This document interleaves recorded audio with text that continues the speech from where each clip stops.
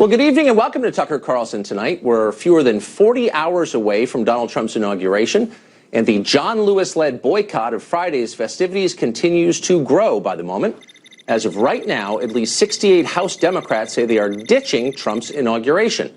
Some say they oppose his policies. Others insist his entire presidency, the man himself, is illegitimate. One of those participating in the boycott is newly elected Congressman Dwight of Pennsylvania, and he joins us tonight live from Philadelphia. Congressman, thanks a lot for coming on. Oh, thank you very much. So you just got elected, and now you're boycotting. How come? A couple of reasons. First and foremost, I believe that the president-elect doesn't share the same aspect around the Affordable Care Act, which is basically for the constituents that I represent. It's very important. Secondly, about the Russian hacking. I believe that also should be taken serious, and it should be investigated. And thirdly, about the issue about Congressman John Lewis. Here in the city of Philadelphia, he received the Liberty Medal celebration of the Constitution a couple weeks ago.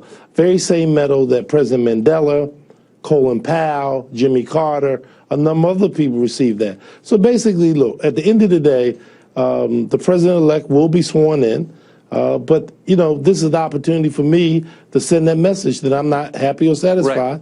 But I understand that, and I understand your reasoning. So you don't agree with Trump on Obamacare, and you're concerned about the Russian interference with the election, and the John Lewis spat bothered you. Just for my interest's sake, would anyone who disagrees with John Lewis on a political issue get the same treatment from you? Well, I mean, look, John Lewis is a hero in this country. He should not have been attacked the way he was attacked. It's clear that if you look at the kind of tone. Well, I mean, he's a congressman, but and I'm not attacking John Lewis. I'm just wondering. I mean, he's an elected official, and he has been for 30 years. And so, if I disagree with something that he says, does that make me a villain? Well, but to say that he has not demonstrated any action, I believe that's the wrong message. He has demonstrated a lot of action in terms of the things he has done. I mean, to make those kind of charges is ridiculous, to say those things about John Lewis and what he has meant. I just think those things are over the board. And I think as a person who's going to become the next president of the United States, in my particular view, we should talk about trying to bring people together rather than separate them. Right. And I think it's a fair point. I don't think that the president-elect should have tweeted that. But my understanding is that he was making a statement about Congressman Lewis's district, which is not a rich district. It's a district with a lot of problems. And he was saying, look, you represent this district, and you have for all these years, and it's still in rough shape. Maybe that says something. And so I wanted to ask you, since you also represent a heavily poor district in Philadelphia, if you think boycotting the inauguration will help your constituents.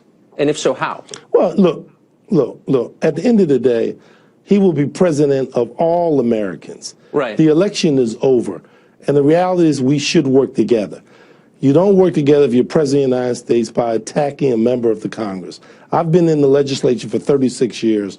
Legislators and executives should work together.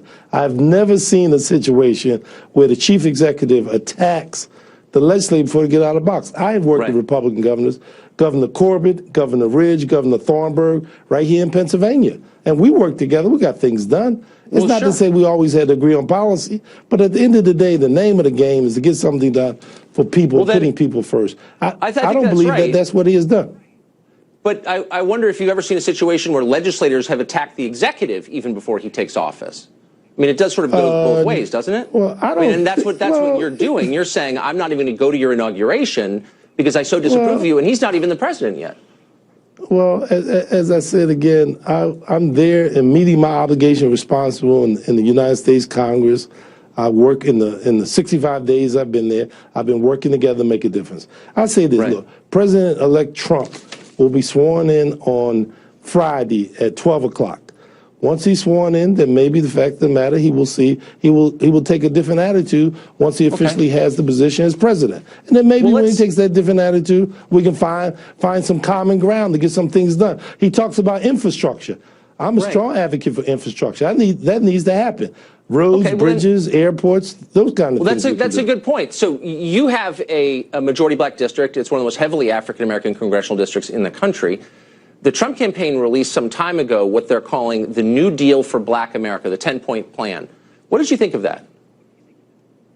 I haven't really seen it. I mean, I'll be open to see exactly what he's talking about. Wait. What do you mean? Stop for a second. No. What do you mean you haven't seen it? The president-elect who's going to become president on Friday just released a 10-point plan for majority black districts, and you haven't seen it? Why? Let me repeat it again to you. If I've seen it, I'll be more than happy to discuss it to you. I have not seen it. So I'm not going to make up something that I have not seen. No, I don't. I'm not asking you to. I have a plan. Wait, let's just stop for 1 second. Why wouldn't you have seen that? I mean, you represent a majority black district. He has a very specific plan for black Americans. Don't you think you should have read that? Maybe because he has not provided it to me. Because he hasn't provided it. I haven't seen it. What do you mean it's on the internet? He's been talking about it in speech after speech. I mean, you may not disagree with it or not, but why wouldn't you make an effort to find out what he's saying? He could be, well, that's mutual. That's mutual. I agree, but you're a sitting member of Congress, and he has a plan that affects your district, and you haven't read it? Well, I mean, come on. It hasn't come up for a vote. It hasn't come up for a vote. Well, he's not in the president House yet. So you don't. Okay, you just stated he had a plan, and I'm saying to you specifically, I'll be more than happy. He's the first one to say it, and I believe you support this position. What I'm saying is, look, I'm not trying to convince you that Trump is great. I'm not here to make the case for Trump.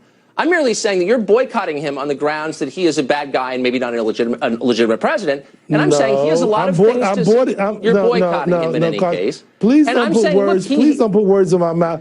You already explained why you're boycotting him. I'm merely saying, why haven't you taken... Hold on, stop for 1 second. Simple question. I said you specifically on health care. Go ahead. Why haven't you taken the time to find out what he's saying? And let me just run through a few of these things. Let me tell you what you want me to tell you what he said. You want me to tell you what he said? No, you want me to tell you what he said? What he specifically well, you don't know said because to you the haven't black read the community. document. Well, no, I read his comments. I read his comments. Where are you on school choice? That's number one. Your constituents are overwhelmingly for it. Carlson, you should do your research before you chat. I'm for charter schools. I started a charter school. It's you and called Mr. the Trump Western agree? Wayne Charter School, and it has a union-based charter school. So if you do your research and find out, I led the charge here in Pennsylvania with Tom Ridge who did that. Hold on, slow down. I'm finding common ground between you and the new president. How about this? No, let's talk policy for a second. What about the health plan? Let's talk about the health plan. You disagree. You disagree on the issue. That's true. We have. Can you stop for 1 second? That's important. Listen for a second. You're trying to filibuster, and I'm trying to ask you questions. No, I'm trying You're not going to stop, are you? hear what I have to say. Go ahead. I'm listening. Okay, so I'm just trying to tell you about things that this new president, who you disagree with, has said and ask you, do you agree or not? So he says, and I'm quoting, "We'll empower cities and states to seek a federal disaster designation for blighted communities in order to initiate the rebuilding of infrastructure." Are you against that? I'm not against. I just said to you earlier that was for infrastructure. I stated that clearly up front. We're for financial reform to make it easier for young African Americans to get credit. Probably for that too, I would think, right? Well, hey, I'm open for that too. There you go. Look, I'm not here to say Trump's going to do all this. I'm not here to say Trump's great. I'm merely here to say you're just telling me you want to find common ground. You haven't bothered to read what the guy has said. I'm throwing some things at you and suggesting that maybe you've got more in common than you think. Try not to put words in my mouth is what I'm saying. Oh, and I don't mean to do that. I'm just asking you questions. I said to you very specifically, the Affordable Health Care Act. For example, we have a hospital called Temple Hospital, which is like a safety net hospital. They have 8,000 employees. There will be a direct effect if the act is repealed. There's 8,000 people that work at that hospital. We'll find out. It's just it's a matter of seeking common ground. Yep, nope, I'm not saying it's not. Congressman, great to see you tonight. Hey, thank you very much for inviting me, Toss. Appreciate that. Hey, look, won't see you, but you have